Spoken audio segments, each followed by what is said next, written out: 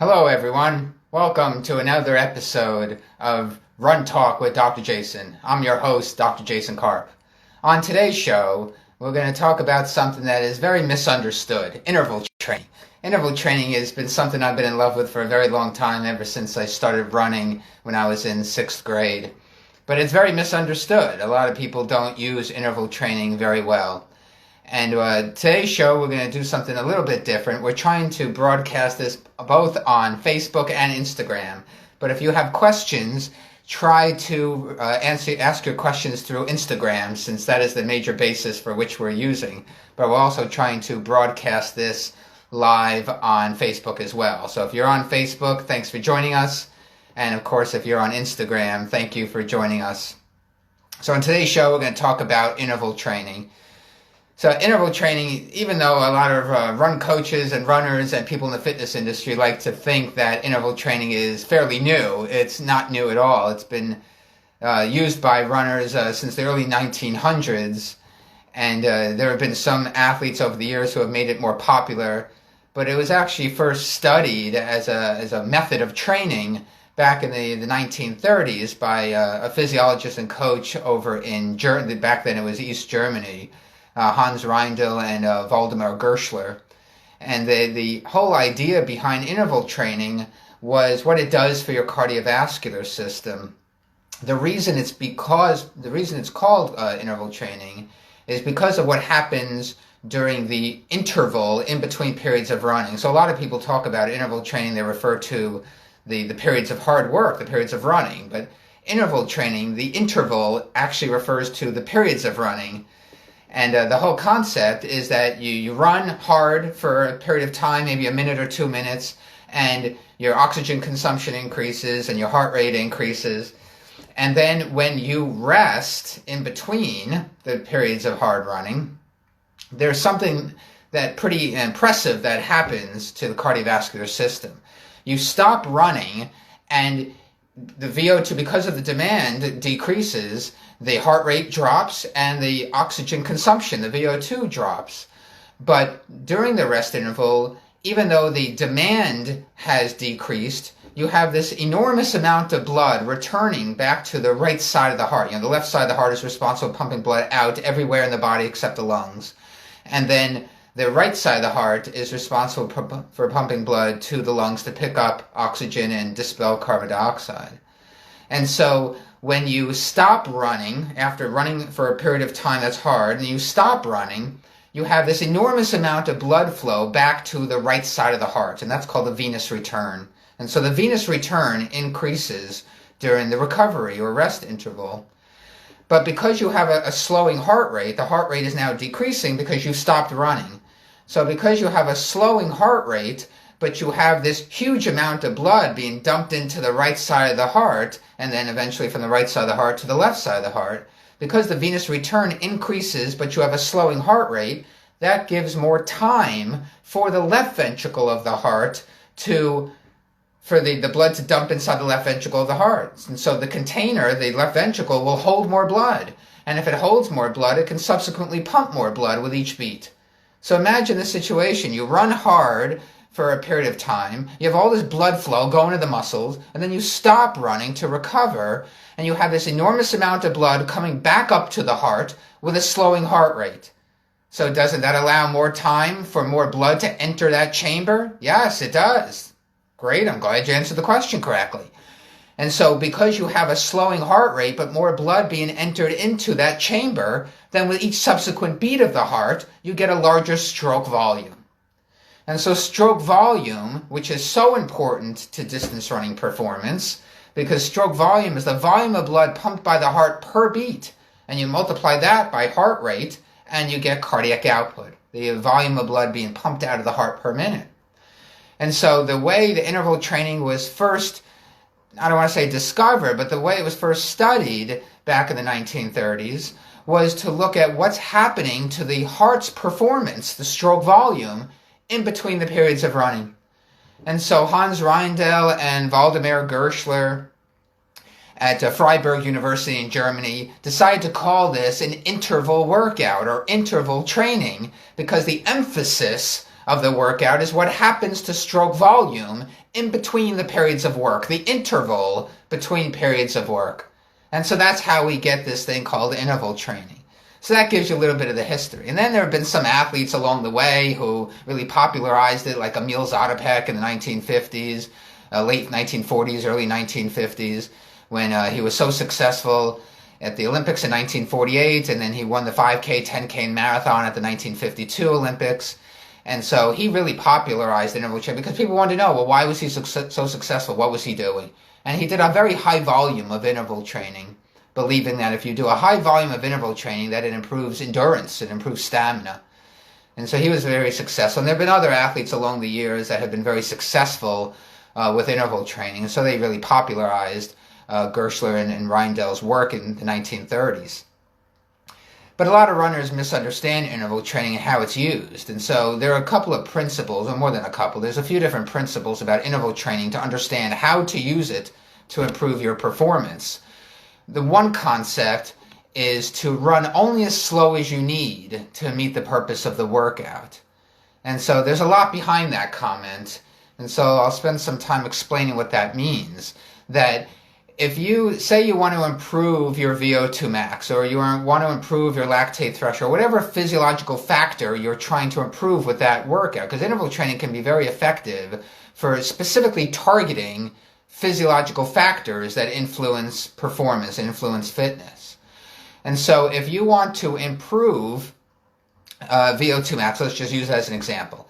If you want to improve Vo2 max during an interval workout, then you want to run at the intensity or the speed that elicits Vo2 max, that causes you to reach Vo2 max during the reps of the interval workout.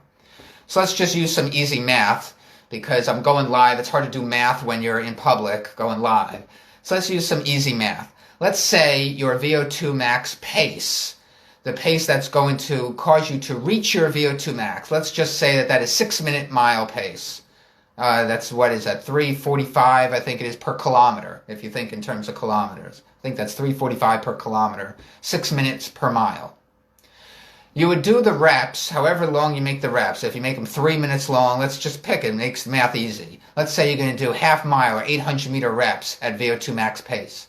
So if your Vo2 max pace is 6 minutes per mile, then you would do a half mile or 800 meters if you're on the track, 800 meter reps in 3 minutes each. That's all you need to do to reach your Vo2 max. So if you can reach your Vo2 max running 3 minutes per half mile or per 800 meters, then don't run them in 2:55. Because if you run them in 2:55, you're also going to reach your Vo2 max. But the point is to run only as slow as you need, or only as fast as you need, to meet the purpose of the workout. So if 3 minutes meets the purpose of the workout, then why run each half mile or 800 meters in 2:55? Then you're just running faster for no extra benefit. You don't need to run faster than Vo2 max to improve Vo2 max. You only need to run at or very close to Vo2 max to improve it. The same thing with lactate threshold. If here's your threshold, to improve your threshold pace, you run right up against your threshold. There's no reason to run faster than your threshold. Run only as fast as you need to meet the purpose of the workout. And that's very important. That implies that you know what the purpose of the workout is. Most runners and even most coaches have no idea what the purpose of the workout is. You have to understand what the purpose of the workout is, and then you can match the pace to that specific purpose. So again, if your purpose is to train Vo2 max, and your Vo2 max pace is 6 minutes per mile, then run each half mile rep at 3 minutes per rep. There's no reason to run any faster. So that's one principle of interval training.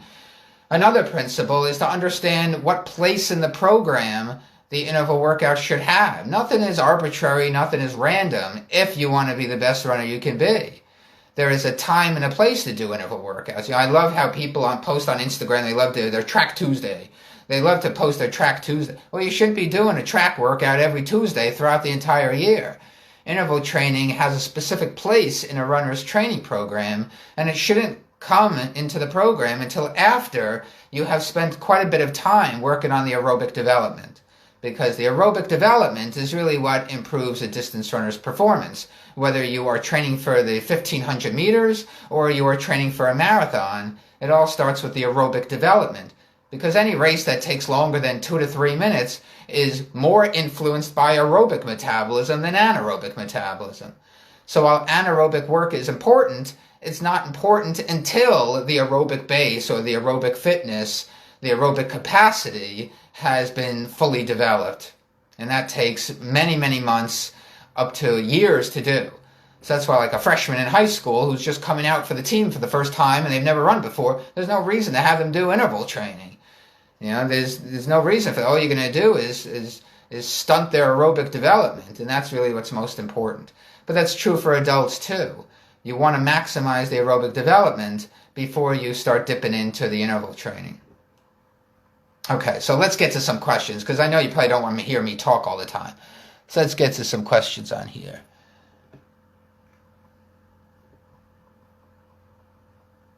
Anybody have any questions? Oh, maybe not so many questions just yet. There's a bunch of people in the room waving to people. So again, we're doing this both on Facebook and on Instagram. So feel free on Instagram to ask some questions, and we'll keep going talking about interval training. Another thing about interval training is, again, to understand the purpose and make the workouts precise. There's no arbitrary pace when it comes to interval training. As I already said, interval training is a very powerful tool to specifically target the physiological factors that influence running performance. And so whether the goal is to train Vo2 max, or to train lactate threshold, or to train anaerobic capacity, or to train anaerobic power, there are specific paces to run at to focus on those specific things. And so, I hear a lot about, people will run at like 5K race pace or 10K race pace, their interval workout. Well, 5K pace or 10K pace or half marathon pace or marathon pace, whatever it is, people like to do workouts that match up with race paces. But it's a weird condition. It just so happens that race paces don't line up with the specific physiological factors that influence those races. So, like marathon pace, there's no benefit to running at marathon pace other than to practice running at marathon pace. So there may be a practical purpose to it, but there's not so much a physiological purpose to it. So the same thing with 5K pace and 10K pace. 5K pace, which seems to be a common and popular pace to run at for interval workouts, doesn't line up with the specific physiological factors that influence 5K running performance. So if you run at 5K pace, well, for most pretty good runners, 5K pace is slower than Vo2 Max Pace, but faster than lactate threshold pace. So you're training in between those two paces. It's kind of like no man's land. What are you trying to improve upon? You're trying to improve Vo2 Max? Are you trying to improve lactate threshold? You're kind of training in the middle there. And so it's much better if you want to specifically target the physiological factors that influence performance, which is what I suggest you do with your training, then you should specifically match the paces of the workouts to line up with those physiological factors. So if you want to improve your 5K performance, well, you got to improve your threshold, you got to improve Vo2 max, you also have to improve anaerobic capacity because there's an anaerobic component to the Vo2 max. So you got to address all those different things in a training program, and what time of the year you do those things, and that gets highly technical involved with how you plan the training throughout the year. We'll save that for another episode. But to run an interval workout at 5K pace or 10K pace is kind of a waste of time, because it doesn't specifically target the physiological factors that influence performance for those races. It's better to target the specific physiological factors. And so to give you a general idea, 5K pace is a little bit faster than threshold, well, quite a bit faster than threshold pace for very good runners, and a little bit faster than threshold pace for recreational runners. And so what pace is, you do an interval workout to improve your Vo2 max, well, what pace is that? So for pretty good runners, Vo2 max pace will be close to 2 mile or 3K race pace. For more recreational type runners, it'll be closer to mile or mile and a half race pace. Think about a race that takes no more than 7 to 10 minutes to complete. A race that takes that long, about 7 to 10 minutes, you're going to be running that race at about 100% of your Vo2 max. And so for most runners, it may be closer to a mile and a half race pace. For very good runners, it'll be closer to 2 mile or 3K race pace. For threshold pace, if you're going to do that as an interval workout instead of as a tempo run, threshold pace will be a little bit slower than 5K race pace. It'll be about 20 to 25 seconds slower per mile than 5K race pace. If you go the other extreme and go the anaerobic side to do a lot of interval training, if you work on anaerobic capacity, anaerobic power, anaerobic capacity for good runners will be about their mile race pace or 1,500 meter race pace. It can even dip down to 800 meter race pace, and then it's getting pretty quick. But that helps improve anaerobic capacity. So you target anaerobic glycolysis as the predominant energy system when you focus on anaerobic capacity training. So anaerobic capacity interval workouts target the energy system of anaerobic glycolysis, the breaking down of glucose anaerobically to give you ATP for muscle contraction. Then you have the fastest speed, which is anaerobic power.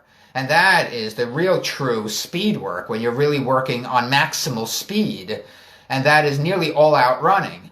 So you just do it for a few seconds. So an interval workout may be, 10 times 100 meters at almost as fast as you can run, taking a long time to recover, to replenish creatine phosphate back in the muscle.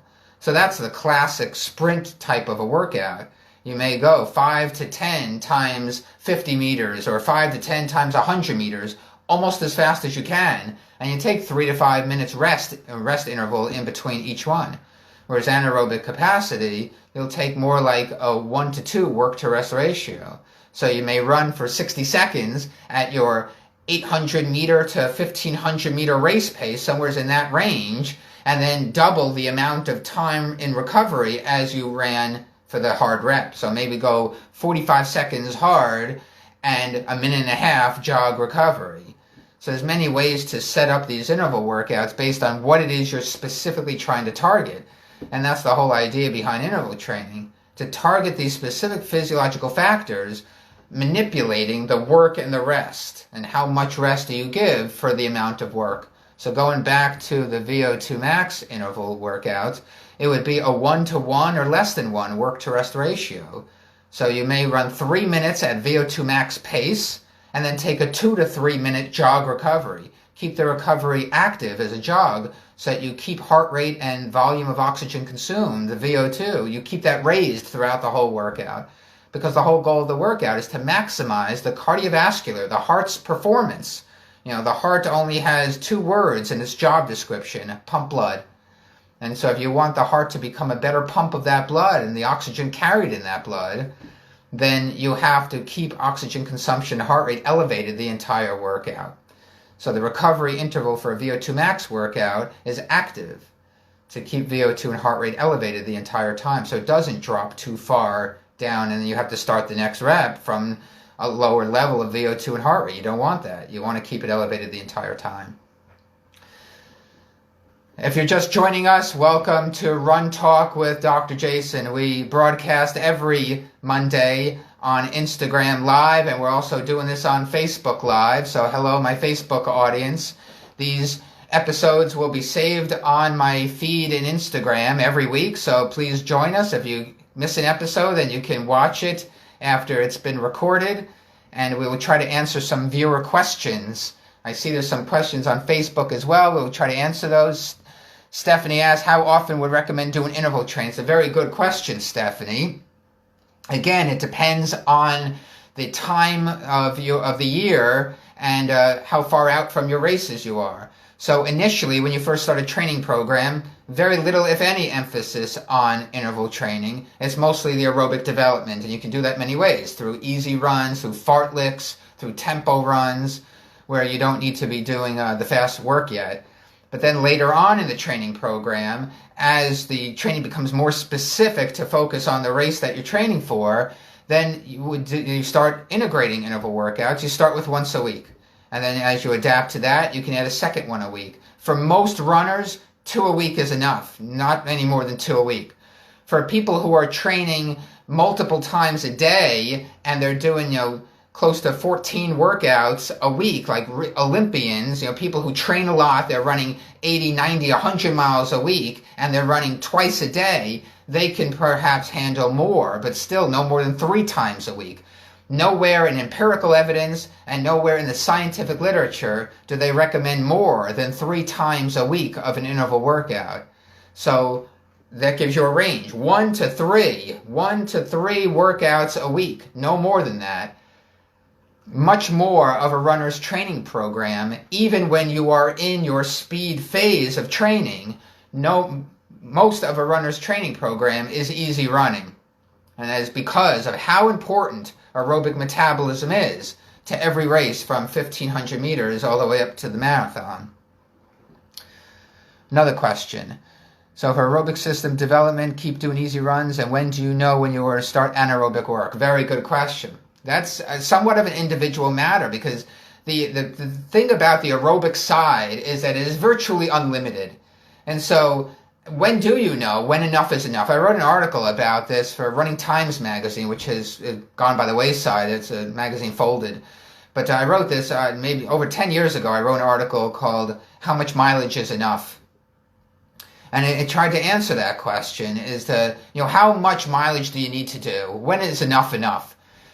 And so if you look at the training of elite athletes and what they have done over the years, you typically need about 4 to 5 months worth of aerobic development before you start going into the more anaerobic work. Now, having said that, a lot of that depends on where that runner is in their relationship with running. If you are a brand new runner and you've never run before, you need to take more time to do that. You may take a year, especially if you're training for something like a marathon. You may want to take a year to develop yourself aerobically. But if you already have a history of running behind you, then you already have accumulated mileage on your legs, and you're not starting completely from scratch. And so, maybe 4 or 5 months is adequate to develop yourself aerobically before you start doing the anaerobic work. But that's a very difficult question to answer in a general answer, because it depends on the runner. It depends on the history of running that you have on your legs. It depends on your strengths and weaknesses as a runner. If you have a lot of slow twitch muscle fibers where you are really suited for aerobic work, then I would say spend as much time as possible on that, because that's your strength, and minimize the anaerobic work. Only do as much as you need to get that speed in your legs. Whereas someone who's on the other side, who's got a good number of fast twitch fibers, more of a middle distance runner, an 800 meter runner, a 1500 meter runner, then you might start doing the anaerobic work earlier in your program, because that would be your strength. So the answer is it depends on a lot of factors. Your history of running, the length of the race you're training for. Obviously, if you're training for a marathon, you need more aerobic work than if you're training for the 800 meters, although that could be argued that even half-milers still need a considerable amount of aerobic work, not that much less. I mean, people are always surprised when I tell them that, the best milers in the world don't run that many miles less per week than the best marathoners in the world. And so even people who are running a race that takes 4 minutes, if you're an elite miler, then you still need a lot of aerobic development. So to answer your question, Kurt, it's a great question, but to directly answer your question, it depends on how much running you've done in the past and what you're coming into starting your new training program. Where are you coming into that? Are you coming into that with 10 years of running behind you? Are you coming into that with 0 years of running behind you? It depends on how much running you have in your past. It depends on the length of the race you're training for. It depends on your strengths and weaknesses as a runner. And it depends on how much time physically and psychologically you can give to the training program. As I always tell people who train for a marathon in 6 months, if they run, 3 days a week or 4 days a week, training 6 months, running 3 days a week is only half the amount of training as training for 6 months, 6 days a week. So it also depends on how many days a week are you going to run. If you're going to run 3 or 4 days a week, you need to spend more than 5 or 6 months on the aerobic development, because you're only running 3 or 4 days a week, as compared to someone who's running 6 or 7 days a week.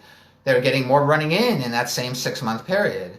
So there's a lot of factors that determine the answer to that question. All right, let's see, any other questions? I find it very difficult to know when I'm in Vo2 Max zone when I'm running. How do you know when I'm in that zone? Okay, there's a few different ways you can figure out what your correct Vo2 Max pace is to do the interval workouts correctly. One, and probably the best way, is to determine it off of a recent race. So, there's no races going on right now. If you want to determine what your Vo2 Max pace is, go to the track or measure out, it has to be precise if you're going to do this on the road, measure out 2 miles, or do it on the track if you can get to a track, 2-mile time trial. Just run 2 miles as fast as you can, and then from that, you can calculate what your Vo2 max pace would be. Because your run rate, the reason why it's always good to get this from a race is because you run races at predictable paces based off of these physiological factors. If I know what your Vo2 max pace is, or I know what your lactate threshold pace is, I can predict how fast you're going to run a 5K race or a 10K race or any race distance. The prediction gets less precise when you get into longer races unless you really have the work behind you.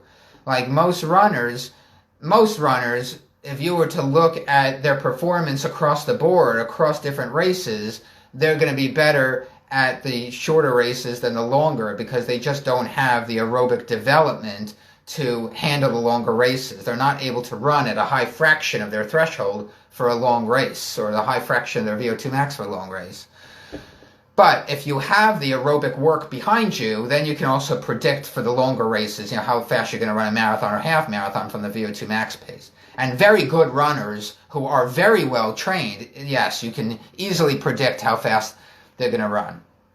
If you look at like the world record holders in the marathon, the half marathon, you can predict that world record was going to happen based on their workouts. You can predict based on their Vo2 max pace, their lactate threshold pace. You can very easily predict how fast they're going to run because it's all predictable.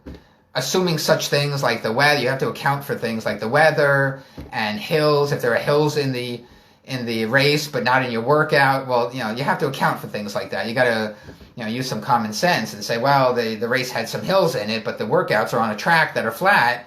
So you have to account for some things like that. But to directly answer your question, if you have a recent race that you've run, then you can calculate from the race. So, like I said, for Vo2 max pace, it's going to be the fastest pace that can be maintained for about 7 to 10 minutes. If you were to run a race that takes 7 minutes, so it's going to be a little bit slower than 2-mile race pace, or considerably slower than 5K race pace for a recreational type runner. The other way you can do it is by heart rate. Because we know the relationship between VO2 and heart rate, they both increase together. Because when you reach your VO2 max, you reach your maximum heart rate. Because as we talked about in the last episode, the VO2 max equals the stroke volume max times the heart rate max times the max difference in oxygen content between arterial and venous blood. So when we reach our max heart rate, we reach our VO2 max. Those two things happen together. So if you have a heart rate monitor, you can use that to try to monitor whether or not you're reaching your max heart rate during each rep. You may not reach it on the first rep. Depends on how vigorous the warm-up was, and depends on the duration of that first rep. If the first rep is only 3 minutes and your heart rate's not very elevated at the time you start the first rep, then you may not reach on the first rep, but that's okay. That's why we do multiple reps. And that's why we also keep the recovery interval active, so that heart rate doesn't drop too far down before the start of the next rep. So you can do it by calculating from a recent race. You can do it by heart rate. And if you trust yourself and you are very experienced at these kinds of workouts, you can do it by rating of perceived exertion, or how do you feel during the reps. It should feel hard but manageable, whereas lactate threshold workouts feel comfortably hard and high-end aerobic. VO2 max intervals feel hard but still manageable. There is an anaerobic component to training the VO2 max, because VO2 max is above your lactate threshold. So if here's your threshold, VO2 max pace is somewhere over here. So anytime you're running above your threshold, there is an anaerobic contribution to the exercise. And so when you run a VO2 max interval workout, there is some anaerobic metabolism taking place, even though the purpose of the workout is to focus on cardiovascular improvement, to focus on oxygen flow to the muscle, oxygen delivery to the muscle. So even though the purpose is aerobic in nature, there is an anaerobic contribution to running at VO2 max intensity. And so it should feel difficult, but not so hard that you can't repeat a rep and then repeat the rep multiple times. And so that's another way to guide yourself during the VO2 max interval workout. You can calculate it from a race. You can use heart rate, monitoring your heart rate, and try to get it pretty close, if not at your maximum heart rate during each rep. And you can go by feel, knowing that it should feel like it's hard but manageable. Feel like you're running a race that would take you 7 to 10 minutes, but the reps are only going to be about 3 to 4 minutes. So that's why I say it's hard but manageable. Think about a race that would take 7 to 10 minutes to complete, but now you're going to do reps at that pace for only 3 or 3.5 or 4 minutes at a time. 4 minutes would be tough. You know, if you're really elite, you can handle close to a 5-minute rep at Vo2 Max Pace, but for most people, that would be too difficult to go 5 minutes at a time at Vo2 Max Pace. You may only be able to do 2 or 3 reps, and then you're done. So better to keep it closer to the 3-minute range, and then just do multiple reps throughout the workout. Another principle about interval training that most runners and coaches miss is that throw out the number of reps. It doesn't matter. Always do 1 rep at a time and do as many reps as it takes until you cause fatigue, because it's the fatigue that represents the stimulus for improvement. That's what you're trying to improve upon, is you're trying to make adaptations, and you make those adaptations when you are sufficiently fatigued.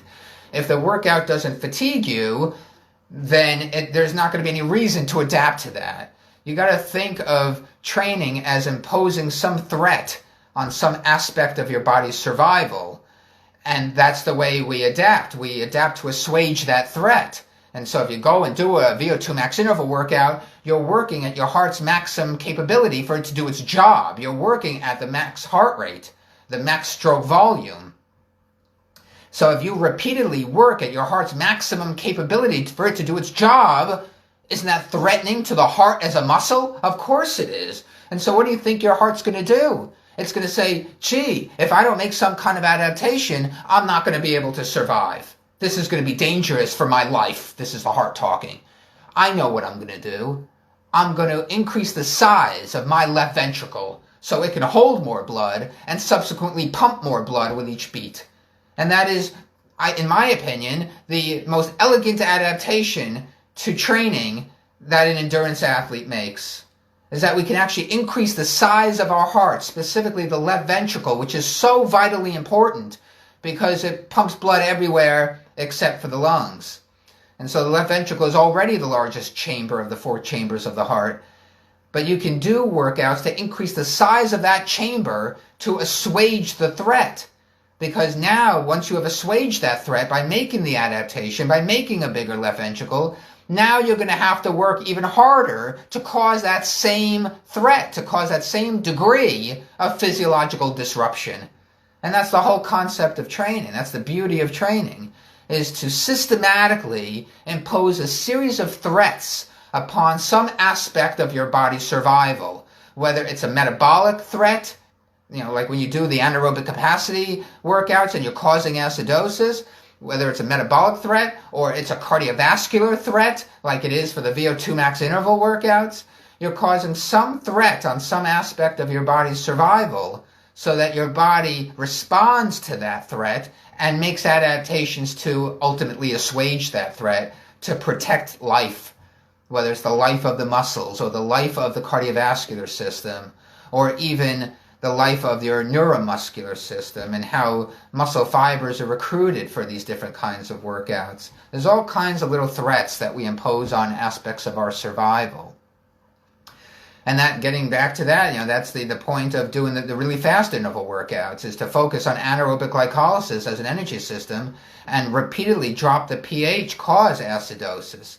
Because when we repeatedly cause acidosis by very fast interval workouts, we assuage that threat, specifically by making more bicarbonate ions, which buffer those hydrogen ions that cause acidosis. So, as you can see here, there's a lot of biochemistry. There is no script for this Run Talk with Dr. Jason show. This is all ad lib. We're just having a conversation, you and me, to talk about training and talk about all things running. So if you're just joining us now, remember to join us every week for an episode of Run Talk with Dr. Jason. Let's get to some viewer questions. How would you count for elevation factors? If you mean elevation and altitude, that's a very good question. And so when you go to altitude, the predominant factor of altitude is that the partial pressure of oxygen in the environment is less because the barometric pressure, the atmospheric pressure, is less. And so molecules move from area of high pressure to low pressure. When you're at sea level, there is an enormous amount of pressure in the air relative to what's in your lungs. And so you have this driving force of oxygen getting from the air into our lungs. The higher up in altitude you go, the smaller that driving force is, because the pressure difference is less and less and less. And so when you go up to high altitude, you don't get as much oxygen in with each breath, because the difference in pressure between your lungs and the environment becomes smaller. So you have to adjust your training. You're not going to be able to do the workouts at the same pace at altitude as you can at sea level for the aerobic workouts. The anaerobic workouts, the anaerobic capacity workouts, and the anaerobic power, the pure speed workouts, you can actually run faster at altitude, because those workouts do not depend on oxygen. They depend on other factors related to anaerobic metabolism and muscle fiber recruitment and fast twitch fibers and pure speed. And so because of the less dense air at altitude, you can actually do sprint workouts or any other kind of anaerobic workouts faster at altitude than you can at sea level. But for lactate threshold workouts, if you're going to do that as an interval workout, or for the Vo2 Max interval workouts, you have to decrease the pace. You have to use your altitude Vo2 Max pace. And there are ways to, I mean, that's an individual matter too, because some people respond differently to altitude than others. Some people are hurt more by altitude than others.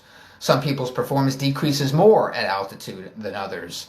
And some people respond more to altitude training than others. We have responders and non-responders to altitude. So if you're going to do a workout at altitude, say you do a Vo2 Max workout at altitude, you have to use your altitude Vo2 Max. So you would need to have some data at altitude to know what your altitude Vo2 Max is, so that you can calculate what pace you should run for those workouts. But there's also ways to calculate it. Say you're like at 5,000 feet of altitude. Altitude only negatively affects endurance performance when you get to about 3,000 to 3,500 feet. Anything below, like if you're only at 2,000 feet or 1,000 feet, it's irrelevant. It's not going to matter. It's negligible difference on performance. But once you get to about 3,000 to 3,500 feet, then it will start to, then your Vo2 Max starts to decrease. And so the workouts need to start to decrease in proportion.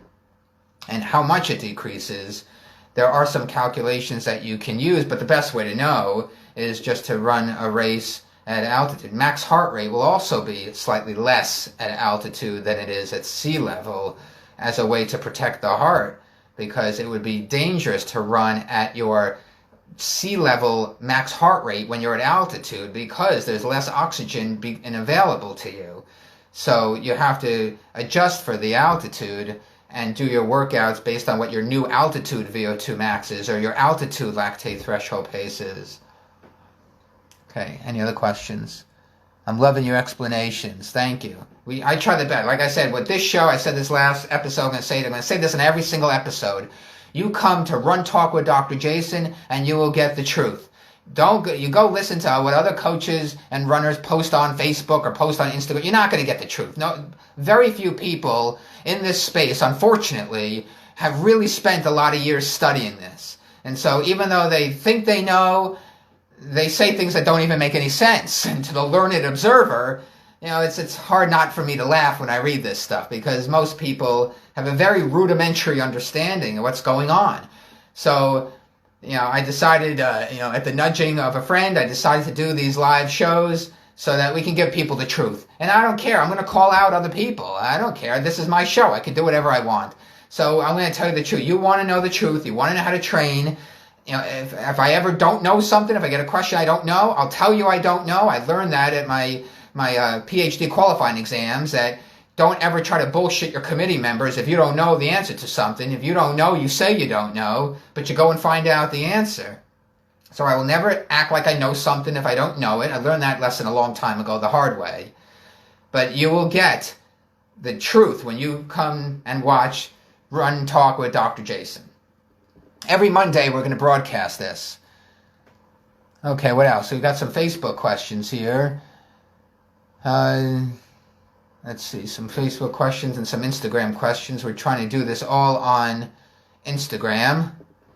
And we'll do a broadcast on Instagram and Facebook. So try to ask your questions through Instagram, but I'll try to look at both.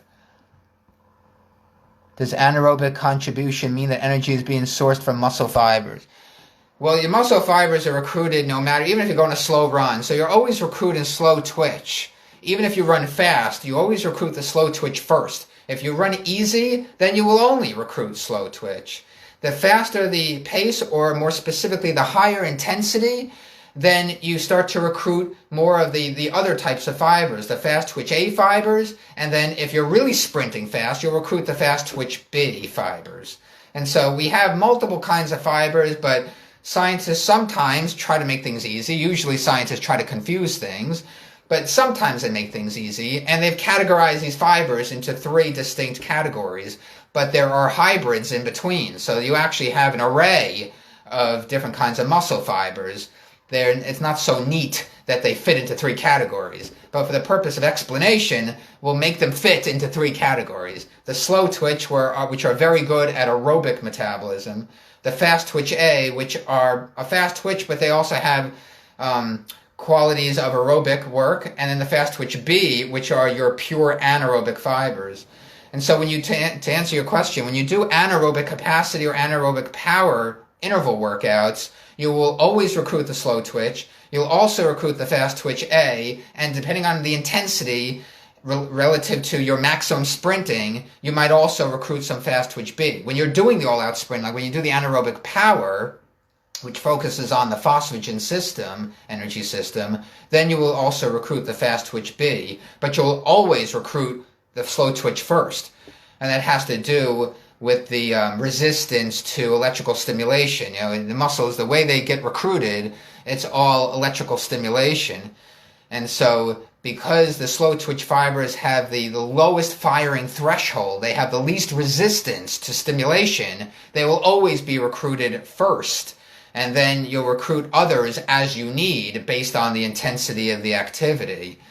So yes, when you go and do the anaerobic workouts, you are recruiting the fast twitch, but metabolism inside those fibers comes from all the different kinds of fibers, the slow twitch, the fast twitch A, and the fast twitch B. But only the fast training will recruit those fast twitch B fibers in order to train those fibers, to train the metabolism inside of those fibers. Any other questions? Let's see what else we got here. Okay, you have to scroll back to find some other questions. We'll try to scroll back. If you're just joining us, welcome to another episode of Run Talk with Dr. Jason. I'm your host, Dr. Jason Karp. There are no commercials, there are no intermission. We just talk. We just have a conversation, you and me. We just talk. I can see you, you can see me. And so today's episode, we're talking all about interval training. So really, there are only 4 speeds at which a runner needs to run. Your easy distance running speed, your lactate threshold speed, your Vo2 max speed, and your anaerobic capacity speed. If you are more of a middle distance runner, like 800 meters, 1500 meters, you may also work on the anaerobic power speed. So we'll say there's 5 total speeds. But anaerobic power, the pure all-out sprinting, you know, most people who race a 5K, 10K, half marathon, marathon, they're never going to work on that. It's really not that important. The aerobic development is more important. But if you're training for 800 meters or 1500 meters, you have to be fast. You just have to have fast top-end speed. So you also need to dip into the anaerobic power type of work. So that gives you 5 different speeds. 4 of those speeds can be used with interval training. Lactate threshold, you can do that as a continuous run, or you can do it as a series of reps. Like just last night on the track, I did 10 times 800 meters. I didn't know going into the workout how many reps I was going to do. I took them one at a time. I was pretty exhausted by the 10th. I called it a 10. I did 10 times 800 meters at threshold pace with a short 45-second recovery in between. So when you do the threshold as an interval workout, take a very, very short recovery.